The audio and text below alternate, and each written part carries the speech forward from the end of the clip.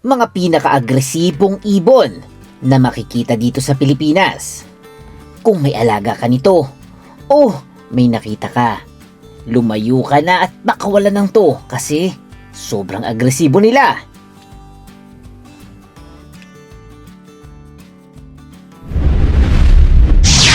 Pinoy's World TV.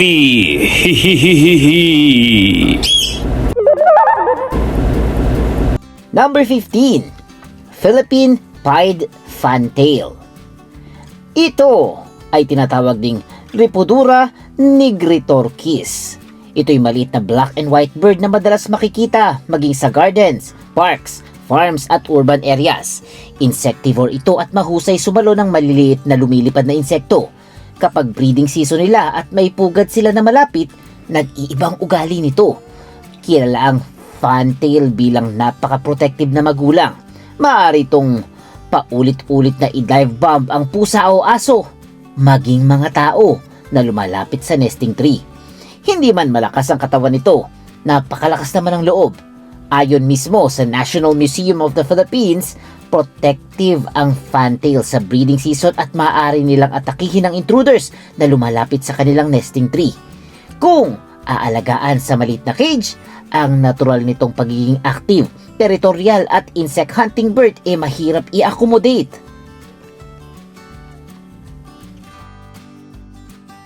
Number 14, Collared Kingfisher. Ito ang isa sa mga kingfisher na pamilyar sa maraming Pilipino, lalo na malapit sa mangrove, fish pond, coastal areas, farmland at maging gardens. Ito'y tinatawag din na Torridramphus chloris. Ay may malaking matulis na tuka at kumakain ng crabs, shrimps, insects, frogs, lizards, small snakes at fish at paminsan-minsan maging maliliit na ibon at daga. At huwag hayaang lokohin kayo ng magandang kulay nito ha. Reported na aggressive ito sa kapwa collared kingfisher at maging sa ibang species ng kingfisher. Kapag malaki ang nahuling prey, iniuuntog o hinahampas muna nito sa sanga bago lunukin. Ibig sabihin, ang magandang tuka nito hindi decoration lamang. Ito ay isa sa hunting weapons niya. At dahil territorial at active hunter ito, hindi ito magandang kandidatong gawing pet. At lumayo-layo kayo pag nakakita ha.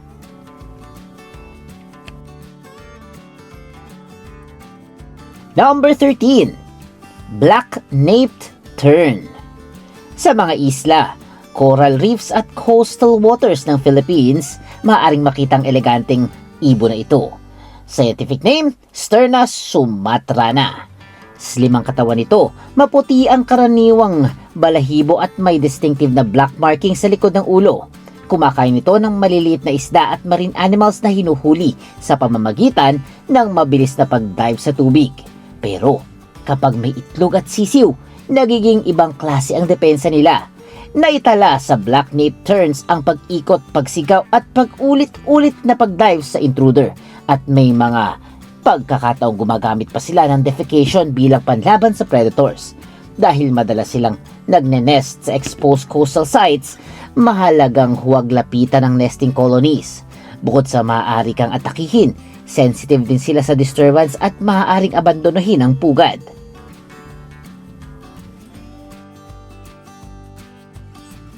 Number 12, Long-tailed Shrike.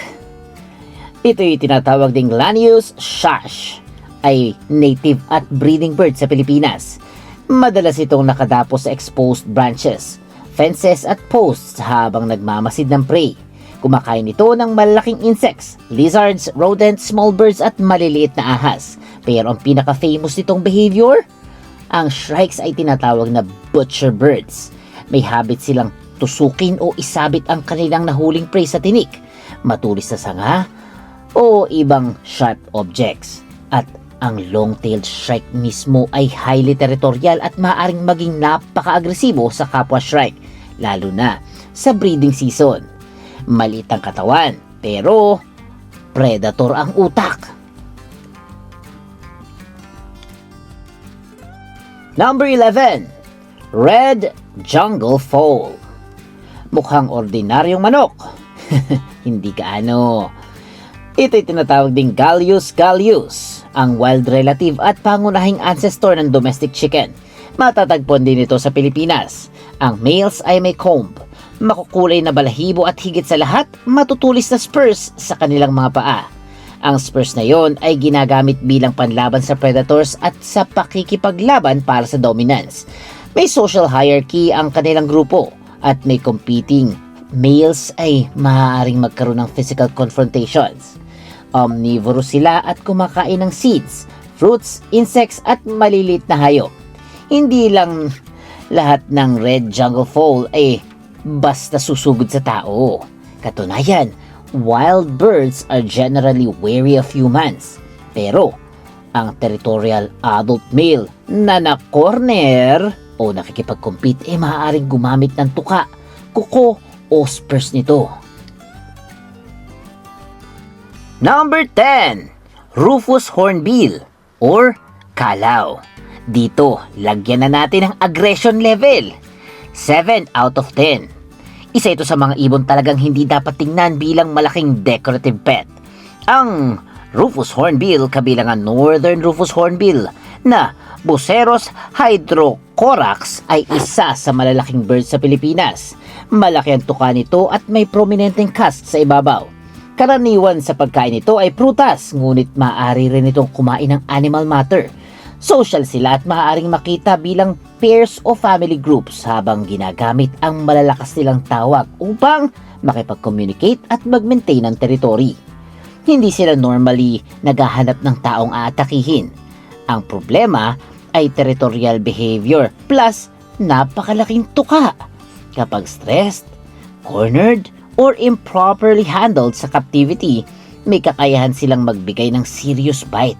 At tandaan, ang pagkuha at possession ng Philippine wildlife ay regulated sa ilalim ng RA 9147. Kaya, bawal yan ha! Number 9. Philippine Falconet. Aggression level 7.5 out of 10. Itong perfect example ng kasabihang small but terrible. Scientific name, Microhierax erythrogenes. Isa sa pinakamalit na birds of prey.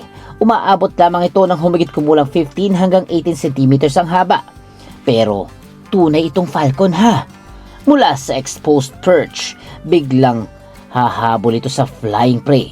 Insects ang malalaking bahagi ng pagkain, particularly ang dragonflies. Pero kaya nitong manghuli ng smaller birds at ilang maliliit na invertebrates. At kapag may pugad, both parents have been described as strongly defending nest. Imagine niyo, isang raptor na halos kasing laki lang ng malaking maya, pero may instincts ng isang falcon. Napakagandang pagmasdan sa wild. Hindi para ikulong sa bahay ha, kaya lumayo-layo kayo ha. Number 8. Large-billed crow. Aggression level 8 out of 10. Kung intelligence at aggression ang pag-uusapan, huwag maliitin ang mga uwak or Corvus macrorhynchos. Ito'y adaptable, intelligent at opportunistic. Kumakain ito ng insects, fruits, carrion, eggs at iba't iba pang available na food. Kahit mga sisiw ay dinadanggit ng mga ito. Pero mas interesting ang defensive behavior nito. Sa ibang bahagi ng Asia, kung saan parehong species ang pinag-aaralan, documented ang pag-swoop ng large-billed crows sa mga taong napapalapit sa kanilang nest o bagong lipad na chicks. Maaari silang dumaan ng napakalapit sa ulo at paulit-ulit bumabalik. At dahil matino ang corvids, hindi lamang brute force ang ginagamit nila. Mahusay sila mag-observe at mag-react sa threats. Sa wild, fascinating sila. Sa confinement, kailangan nila ng napakalaking mental simulation at tamang wildlife management. Number 7. Brahmini kite. Aggression level 8 out of 10. Ito'y tinatawag ding Heliastur indus. Ito'y magandang raptor na may reddish-brown body at maputing ulo at dibdib. Karaniwang associated ito sa coastlines. rivers, estuaries, wetlands at mangroves. Opportunistic feeder ito. Kumakain ng fish, crustaceans, insects, carrion at small mammals. Pero ang darker side, ang feeding strategy nito.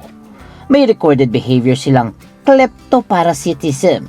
Sa madaling salita, susubukan nilang nakawin ang pagkain ng ibang ibon. Kaya rin nilang mag-mob ng mas malalaking raptors, bagamat maaari ring malagay sa panganibang kite kapag maling kalaban ang pinili nito. Hooked beak, talons at aerial mobility ang kanilang pangunahing armas. Hindi ito pet bird, isa itong aerial predator at scavenger.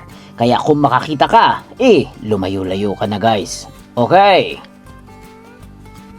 Number 6. Philippine Serpent Eagle. Aggression level 8 out of 10. Sa pangalan pa lang alam mo nang hindi seeds ang pangunahing hinahanap nito. Ang Spilornis holospilus ay endemic Philippine raptor na karaniwang nakikita sa primary at secondary forests at minsan soaring sa clearing at river valleys. Reptiles at amphibians ang mahalagang bahagi ng diet nito, kabilang na ang mga ahas. Hindi ito kilala bilang ibong basta sumusugod sa mga tao. Ang dahilan ng mataas nitong ranking ay ang combination ng predatory reflex, hooked beak, powerful feet at territorial behavior ng raptors. Kapag wild raptor ang pinilit hawakan o ikulong, ang natural response nito ay maaaring defense at ang mga paa at kuko nito ang unang dapat katakutan, hindi lamang tukaha. Ito ay forest predator, hindi pang cage guys, okay? Napakadelikado nito.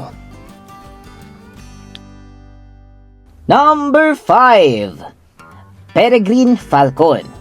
Aggression level 8.5 over 10. Isa sa pinakasikat na aerial predator sa mundo at nakikita rin sa Pilipinas.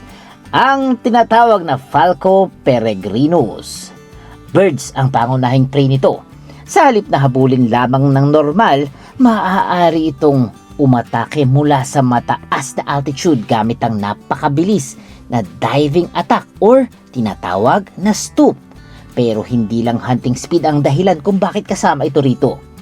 Peregrines are territorial during breeding at scientific study shows that kanilang nest defense response nagbabago depende sa breeding stage. Maaari silang mag-chase o sumugod sa perceived threats malapit lalo sa kanilang nesting area. May matutulis sa talons, hooked bill at explosive acceleration. Magandang panoorin sa himpapawid pero ibang usapan kapag na-stress sa isang enclosure. Number 4. Philippine Hawk Eagle. Mas maliit kesa sa Philippine Eagle pero wag mamaliitin. Ito'y tinatawag ding Nicetus philippensis. Endemic forest to sa Pilipinas. Kumakain ito ng birds, mammals at reptiles.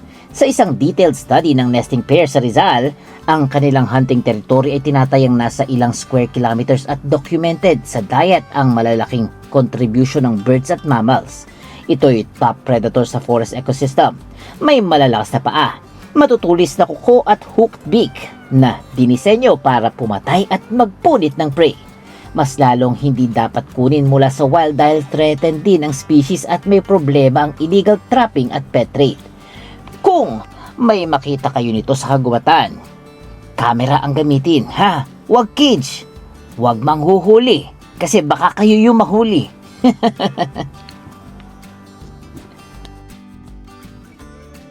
Number 3. Philippine Eagle Owl. Aggression level 9 out of 10. Kapag gabi naman, may sariling heavyweight predator ang Pilipinas. Ito'y tinatawag na Ketupa philippensis, ang pinakamalaking owl sa bansa. Endemic ito sa Pilipinas at umaasa sa forest habitat, kabilang ang lowland forest at areas malapit sa streams. Nocturnal hunter ito at kumakain ng rodents, amphibians at iba pang small vertebrates. Bakit delikadong pet? Hindi dahil naghahanap ito ng taong atakihin ha, kundi dahil ang owl may powerful gripping feet, curved talons, strong predatory reflexes at nocturnal lifestyle. Kapag natakot o na-corner, ang defensive strike ng malaking owl pwedeng magdulot ng malalim na sugat. At nakakalungkot, documented din ng Philippine owl sa illegal wildlife trade seizure sa bansa. Mas kailangan itong protektadong gubat kesa hawla. So let's protect the Philippine eagle owl. Number 2, white-bellied sea eagle. Ito ang isa sa pinakamalakas na coastal raptors na maaari nating makita sa Pilipinas.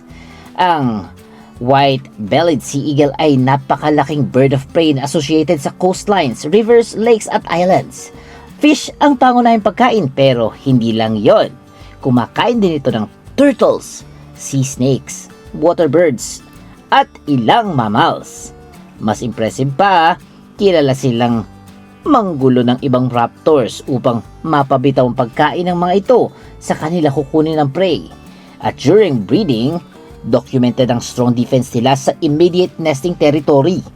Mas recorded encounters kung saan paulit-ulit nilang tinataboy ang ibang malalaking eagle mula sa nest area. Imagine ang combination ng malaking katawan, talons, territorial, at aerial attack nito. Definitely, hindi siya pet material. Number 1, Philippine eagle.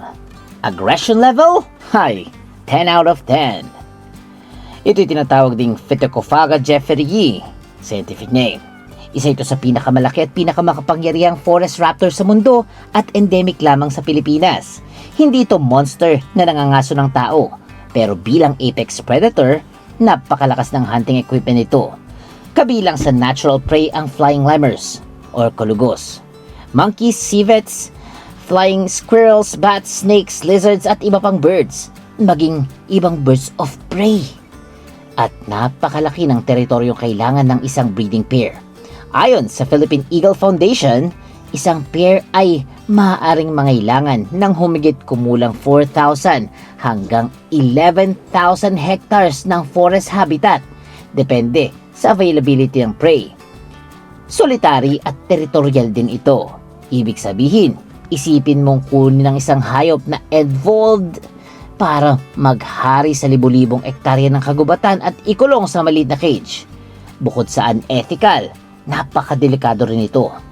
Ang isang hampas nito ay pwedeng pumatay ng isang tao. Powerful talons, enormous feet, hooked bill, excellent eyesight at explosive forest flight maneuverability ang dahilan kung bakit isa itong formidable predator. Pero sa tunay na dapat katakutan hindi ang Philippine eagle. Mga tao. Tayo. Dahil habitat destruction, shooting at human activity ang ilang pinakamalaking dahilan kung bakit napakaunti na ang natitirang Philippine eagle sa mundo.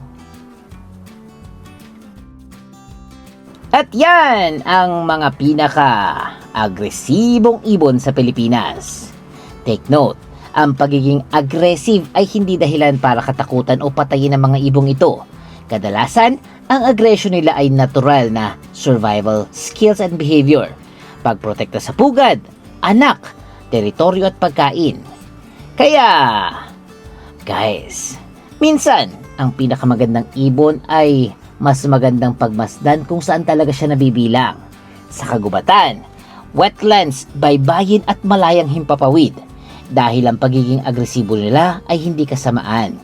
Para sa kanila, yon ang paraan para mabuhay at mag-survive. Kaya, kung nagustuhan niyo ang video natin at may natutunan kayo, please comment. Thank you. At syempre, huwag kalimutan mag-like, mag-share, mag-comment at mag-subscribe sa ating munting channel. Kasi may Pinoy dyan, may Pinoy doon, at may Pinoy dito. At syempre, may Pinoy's World TV.